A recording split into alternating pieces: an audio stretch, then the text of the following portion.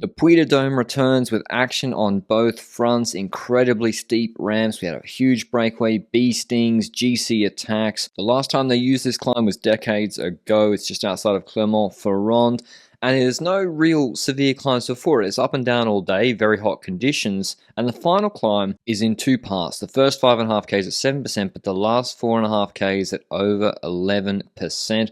Who would get the better of the two, of Jonas Vingegaard and Pogacar? It looks like a two-horse race. Who would want to jump in the breakaway? And today, the first move went. Campenaerts jumped off, and we had this break with multiple teammates from multiple teams.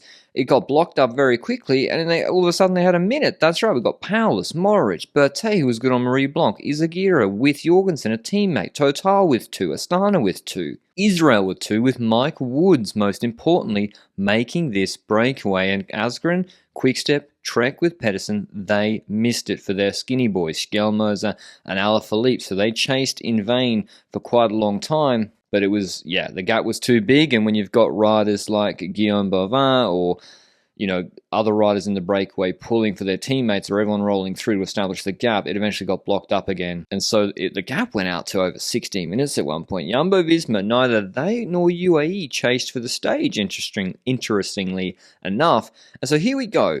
When the break gets too much of a gap and there's no pressure from behind, why would you keep pulling if you're in that group? And Jorgensen, by the way, he had a bee sting. This wasn't too funny for him at the time. He had to ask, like, can I get something for this? Because, yeah, he got stung on the head by a bee. The funny thing was, though, one of the first attacks came from Guillaume Bovin, and he's got the favourite in the group, Mike Woods. Like, Mike Woods is the perfect finish for him if you've seen him ride on these steep ramps before.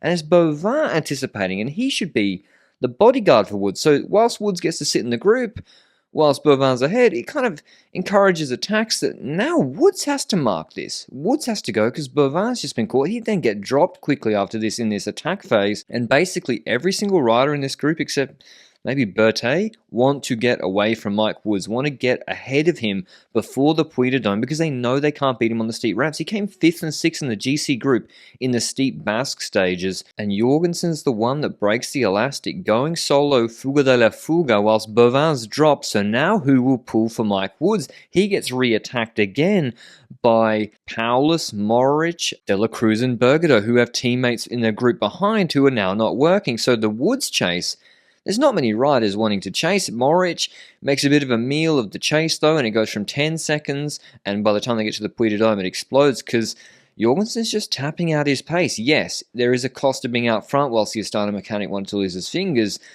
but you're avoiding all the attacking behind, and the gap goes to over a minute, and 140 to the Mike Woods group. So at this point, it looked like, as they got to the base of Puy de Dôme, with the gap at 142, and you see how it's in two parts this climb, Mike Woods was in big trouble to win this stage because, I mean, he got fortunate. Campenaerts got on the front and actually managed the gap back in the GC group. Nothing really had happened all day, and there was now the fight for position into Puy de Dôme. Bardet entered in good position, so did Pogacar, but it was Jumbo-Visma who took up the first section of the climb with Van Baarle, Van Aert, Kelderman. But back to the breakaway, here you can see it's 2:05, and there's only 4. Okay, it's 4Ks, it is steep. But now is Woods going to be able to close 2 minutes plus on Jorgensen on this final section? Jorgensen, who won Tour of Oman, defending on a steep climb, Green Mountain. You'll have seen that video earlier in February. De La Cruz now pacing for Lutsenko in the group behind, so Woods is benefiting from that. And we don't see Woods for a long time. We cut back to the GC group. All the domestiques are spraying water on their GC leaders because it's hot conditions, and Kelderman starts to tap out a steady, hard pace with Vingegaard and Pogacar deeper in the group onto the funicular section, the narrow road up Puy de Dôme, and Jorgensen starts to stall a little bit with Mohoric attacking Paulus. He starts to gain time. But see that man in the distance? He looks like he's close. He's still pretty far at this point in terms of time. That's Mike Woods. We didn't see his attack on TV. He gets moving now when he's on his preferred gradient, so he saved his energy, and he's at 125 in about a kilometer. UAE into the final steep section, trying to position Pogacar, but it's once again Jumbo-Visma who come to the front with Kelderman, then Sepp Kuss, obviously trying to do the real damage now and thin this out for their leader Jonas Vingegaard in the yellow jersey, as Pogacar gives himself a quick cool down just before the final battle. And here's that group. All of a sudden, Kuss is pulling. We've got Kuss, Vingegaard, Pogacar, Hindley defending his third, Simon Yates, Pidcock and Rodriguez. I can't tell which one is which from the overhead like this. And Adam Yates. Woods gets to Mohoric. See you later. Goes past him. The gap's 22 seconds with only a K left. And if you could do the maths with Woods' rate of improvement on this climb, you knew there was only going to be one winner. Goes past Jorgensen. Heartbreak for the American. Canadian on American violence. Mike Woods goes clear.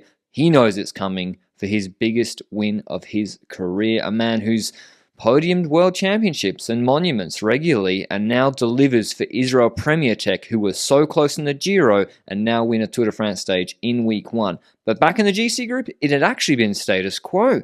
Still Kuss pacing. Okay, yeah, Yates and Hindley were dropped, but where was the Pogacar and Vingegaard attack? Pidcock's looking around and he's like, actually, we're moving up spots here, me and Rodriguez, because Hindley and Yates are dropped, and so is Gadou and a whole host of other GC guys. He goes to the front because Kuss is slowed down to just sort of keep it moving, not an attack, but maybe helping Rodriguez. Simon Yates throws in a little dig, sees he's marked by Pogacar, stops. Pogacar doesn't counter. Pidcock goes back to the front. Simon Yates throws in a more serious dig this time, trying to drop Rodriguez and Pidcock, I think, and Pogacar counters 25 seconds plus out of the saddle on these slopes with, I think, 1,400 meters to go for this group. And these two put a lot of time into the guys behind.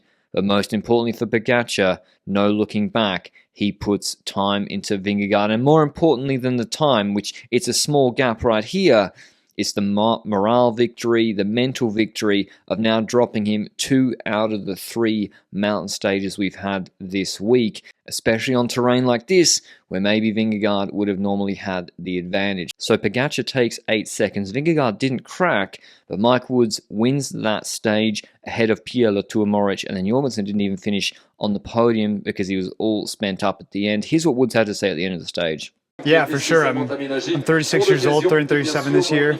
I'm not getting any younger. I've always talked about winning a stage at the Tour de France, and yeah, I finally achieved it. I wish I could say it was all planned. I wanted to be with Jorgensen up front, but it was just the way the cards played. It's really challenging when I knew I was probably the most marked man in that group, and I ended up not playing my cards super right, but I just had to be patient.